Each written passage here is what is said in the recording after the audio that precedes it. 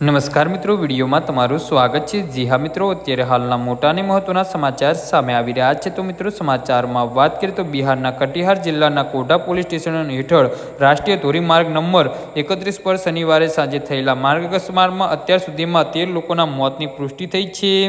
આ અકસ્માત બગસડા ચોક નજીક દાંતપુર મસુહરી ચોક નજીક થયો હતો, જ્યારે હરદાથી પૂર્ણિયા જઈ રહેલા એક ઝડપી બસ વિરુદ્ધ દિશામાં આવી રહેલી પિકઅપ વાન સાથે ટકરાઈ હતી। જી હા મિત્રો, અકસ્માત એટલો ગંભીર હતો કે ત્યાંથી પસાર થઈ રહેલી બે મોટરસાયકલને પણ ટક્કર વાગી હતી। આ અકસ્માતમાં 10 લોકોના ઘટના સ્થળે જ મોત થયા છે, જ્યારે 17 લોકો ગંભીર રીતે ઘાયલ થયા છે। આ દુર્ઘટનામાં બંને વાહનો બળીને ખાખ થઈ ગયા છે।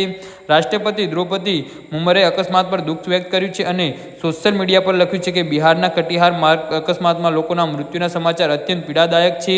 હું શોકગ્રસ્ત પરિવાર પ્રત્યે સંવેદનાશીલ વ્યક્ત કરું છું અને તમામ ઘાયલો વહેલી તકે સાજા થઈ જાય તેવી પ્રાર્થના કરું છું।